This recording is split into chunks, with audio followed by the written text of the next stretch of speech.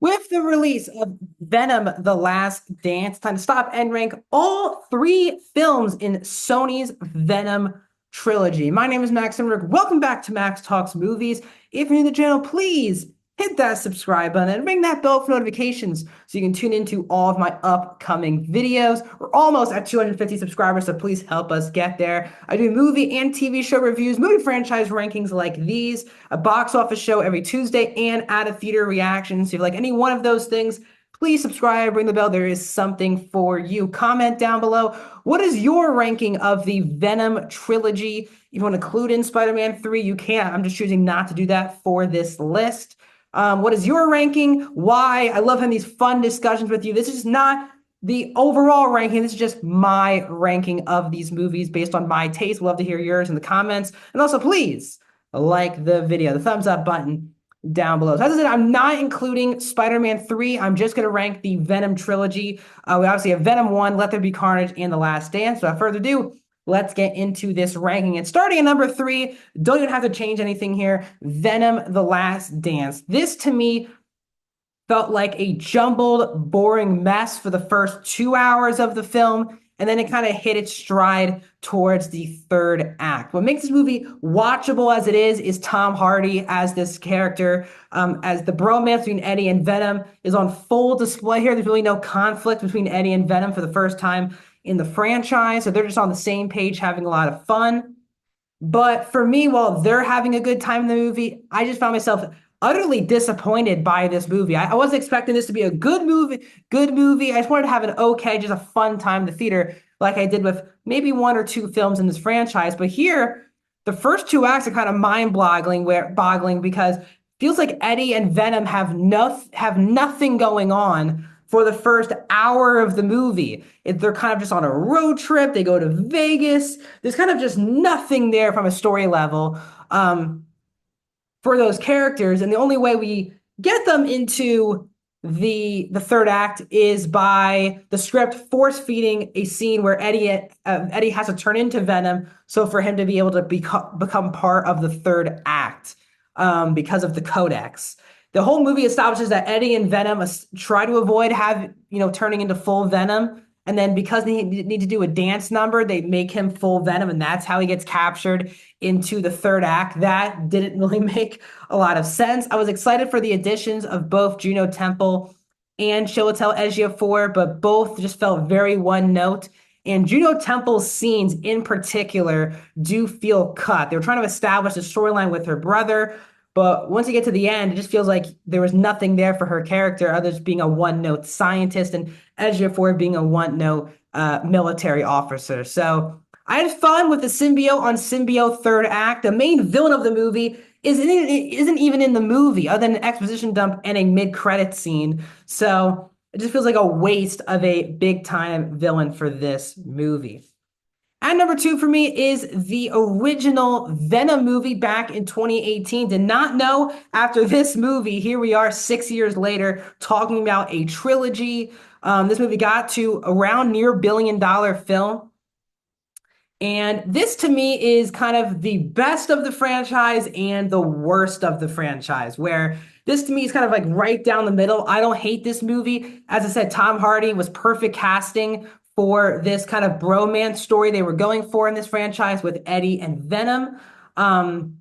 Once we get Venom in action, it was clearly a shot in the arm at how cool Venom finally looks in the live action. Spider-Man 3 did not handle the Venom stuff very well.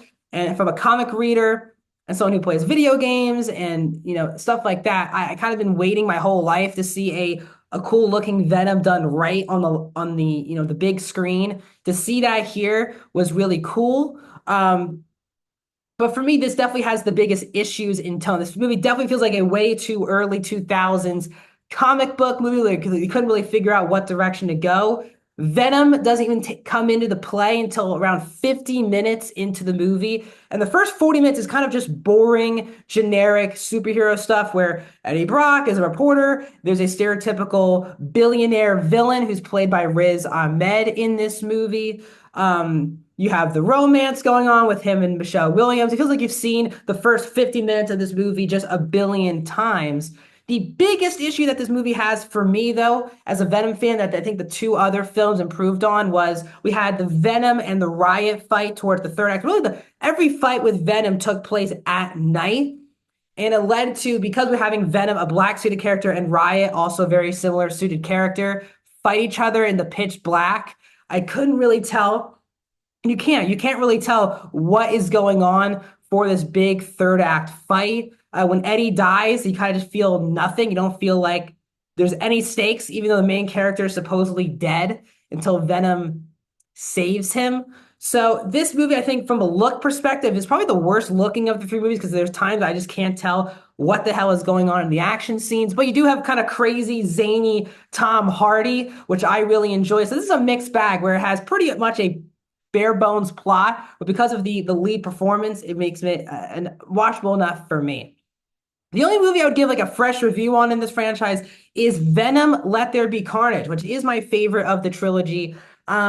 Andy Serkis taking over for directing. I think this was the most well-helmed film of the franchise. It was also a shockingly 90-minute comic book movie, which I think some people either hated or liked. I enjoyed just kind of the fun, fast-paced movie that this movie was. Carnage and obviously Cletus, played by Woody Harrelson, was easily the only interesting villain that the franchise has had so far, because it gave the movie a really nice dynamic where the whole first half of the movie, Eddie and Venom are just not on the same page. Venom's jumping from body to body just to get away from Eddie, but they realize that they're stronger together. While you have Cletus, who is reluctantly taking on Carnage, and while he likes having that power, his motive and Carnage's motive are very different. And they're obviously not a match made in heaven as compared to Eddie and Venom. I kind of like that there was kind of like a Bonnie and Clyde Venom-like story in this movie with Shriek and Cletus that I did enjoy. As I said, Woody Harrelson and Tom Hardy are phenomenal actors who are clearly having a blast. The Carnage prison escape scene was one of my favorite scenes of this trilogy. I really enjoyed that. But still, the movie still has very similar problems than the previous two movies in the franchise, where, again, the plot here is not that interesting. Once again, I just don't care about this Tom Hardy, Michelle Williams romance. Not because they don't have chemistry, it's just very stereotypical, generic romance, where, of course, Michelle Williams is the girlfriend in distress towards the third act of the movie, who he has to come back and save. Detective Mulligan, who turns into Toxin towards the end, just didn't care about that whole thing. Kind of laughed in the theater that he was becoming another character, even though I knew he was in the comics. It just didn't really fit the movie that much. And then obviously when you watch Last Dance, he really isn't a factor in that movie as well. And it is, while it's a fun hour, 30 minutes, it does feel extremely rushed. And you can once again tell that this movie was heavily edited down in the editing room. So Venom: Let There Be Carnage comes in at number 1. What is your ranking of the Venom franchise? Let me know in the comment section. Like the video, subscribe, and I'll see you guys in the next video.